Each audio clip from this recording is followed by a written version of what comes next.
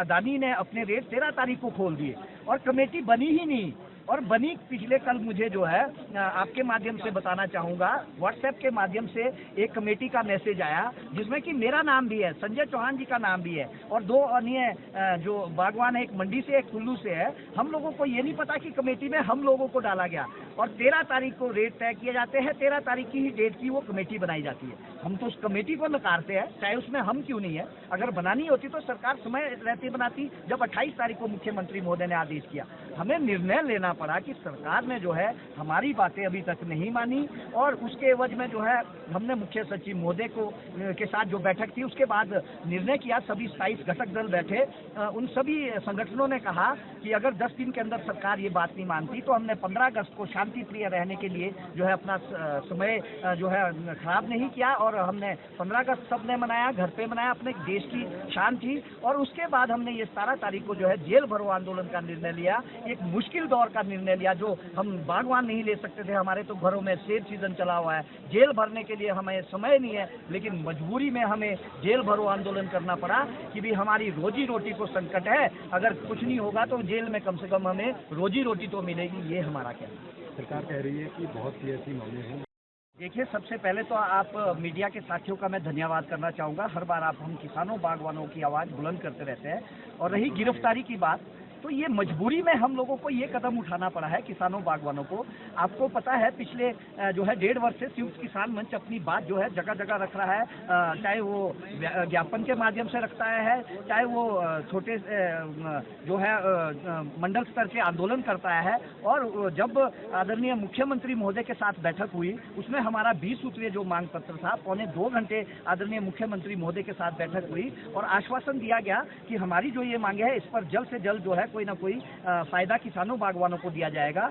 और उसमें जब कोई फायदा नहीं हुआ तो उसके बाद निश्चित रूप से किसानों बागवानों ने 5 तारीख को जो सचिवालय के बाहर एक बड़ा आंदोलन किया 32 वर्ष के बाद। उस आंदोलन के बाद उसमें मुख्य सचिव महोदय की अध्यक्षता में एक बैठक हुई जिसमें कि हमारे जो 27 घटक सारे घटक है संयुक्त किसान मंच के विभिन्न घटक, वो सारे दलों के एक एक जो है उन घटकों के एक एक साथी भी उस मीटिंग में थे और मुख्यमंत्री जी की मीटिंग में भी थे। लेकिन उन मुख्य सचिव महोदय की मीटिंग में हमसे सरकार ने 10 दिन का समय मांगा था कि हम इनको जमीन पे उतारेंगे, लेकिन आज तक जो है जमीन पे कोई भी बात नहीं उतारेगी। मैं आपको कहूंगा कि जीएसटी सबसे बड़ा मुद्दा हमारा पेटियों के और ट्रेस के जो रेट बढ़े हैं वो मुद्दा था, लेकिन जीएसटी का जो है जिस तरह का की प्रक्रिया बनाएगी तो आज तक के एक बागवान की कोई मुझे पर्ची दिखा दे कि उसने जीएसटी रिफंड मिला है उसको, एक बात, या आगे मिलने वाला है। मैं नहीं मानता कि कोई एक बागवान ये दिखा पाएगा कि जीएसटी उसे रिफंड हुआ, क्योंकि इसकी जो प्रक्रिया है बहुत पेचीदा है। और नंबर 2,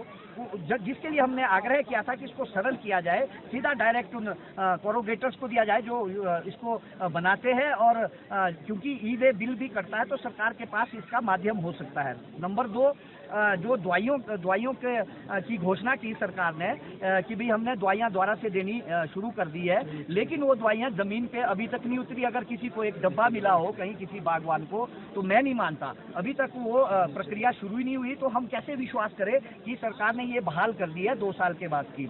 इसके बाद रही बात एचपीएमसी हिमफेड की पेमेंट्स की।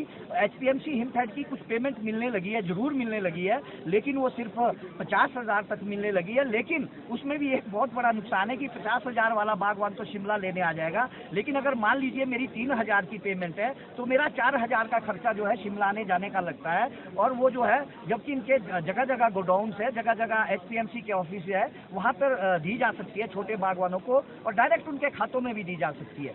ये भी एक जो है जमीन पे नहीं उतार पाई सरकार अच्छी तरह है, वो मैंने आपके सामने रख दी है। और जो बातें मानने वाली है या आगे मानी जानी है तो उसको सामने ले आए, आप हमारे सामने ले आए, हम बागवानों को समझाए। हम तो आज भी बैठने को तैयार है, आज अगर आप बुलाएंगे तो हमारे आज भी बैठेंगे। हमें बताइए कि जमीन पे क्या चीज़ उतरी है, हम मानेंगे। हम उस चीज़ को, हम ऐसा नहीं है कि कोई हुड़दुम करेंगे या प्रदेश की लोगों को परेशान करेंगे। किसान बागवान तो शांति चाहता है और उसको तो अपने काम से ही फुर्सत नहीं है। अगर सरकार ऐसे कहती है तो गलत कहना है सरकार का। अच्छा, इसके अलावा आज क्या आपका प्रदर्शन होने वाला है? कौन कौन से लोग जो हैं इसमें शामिल होंगे, कितने संगठन होंगे? देखिए, 27 हमारे बागवानी संगठन है, राजनीति इसमें कोई नहीं है। सभी राजनीतिक जो पृष्ठभूमि के लोग हैं वो अपनी अपनी राजनीति करते रहे, हमें राजनीति से कोई लेना देना नहीं है। लेकिन जरूर है, लोग जुड़े होते हैं पार्टियों से, सारे लोग जुड़े होते हैं, तो किसी ना किसी पार्टी में किसी ना किसी की आस्था है। लेकिन आप देखेंगे, आपने 5 तारीख को भी देखा, विभिन्न दलों के लोग जो है एक संयुक्त किसान मंच के बैनर के तले अपनी आवाज उठाते रहे। आज भी इसी तरह विभिन्न दलों में आस्था रखने वाले बागवान जो है वो अपनी बात, अपनी जो है गिरफ्तारियां देंगे।